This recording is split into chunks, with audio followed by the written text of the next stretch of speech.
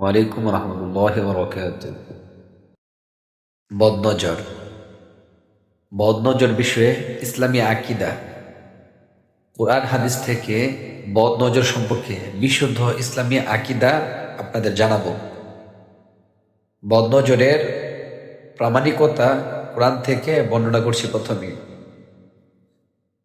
প্রথমে কোরআন থেকে সূরা ইউসুফের ৬৭ নম্বর আয়াত থেকে পাঠ করছি।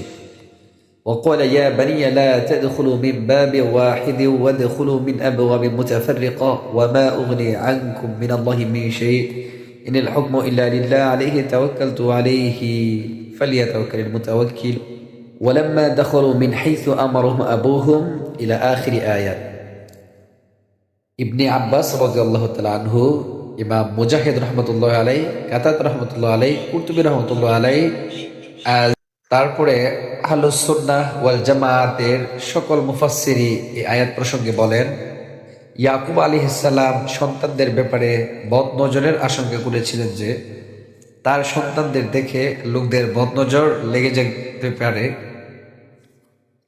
কারণ তারা অনেকগুলো ভাই, আবার প্রত্যেকে সুস্বাস্থ্যবান ও সুঠাম দেহের অধিকারী।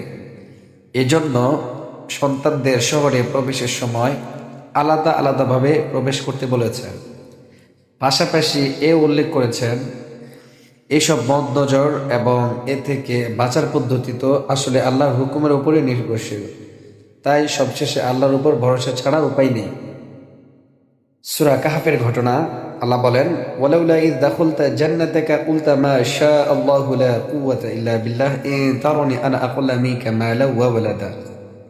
তবে যখন তুমি তোমার বাগানে প্রবেশ করলে তখন কেন মাশা আল্লাহ লা কুওয়াতা ইল্লা বিল্লাহ বলো না?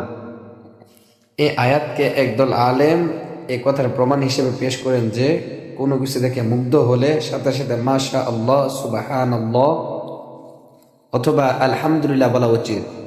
আলোচ্য আয়াতে উল্লেখিত ব্যক্তি যদি নিজ বাগান দেখে মুগ্ধ হয়ে আল্লাহ শুকরিয়া আদায় করত, আল্লাহকে স্মরণ করত, তাহলে তার বাগান হয়তো আর নষ্ট হতো না।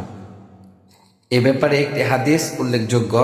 আনাস রাদিয়াল্লাহু তাআলা আনহু থেকে বর্ণিত, রাসূলুল্লাহ সাল্লাল্লাহু আলাইহি ওয়াসাল্লাম এরকম বলেছেন, কোনো পছন্দনীয় বস্তু দেখার পর যদি কেউ বলে মাশা আল্লাহ লা কুওয়াতা ইল্লা বিল্লাহ, আল্লাহ যেমন চেয়েছেন তেমনই হয়েছে, আল্লাহ ছাড়া কারো ক্ষমতা নেই, তাহলে কোনো বস্তু যেমন বদনজর প্রভৃতি সেটার ক্ষতি করতে পারবে না।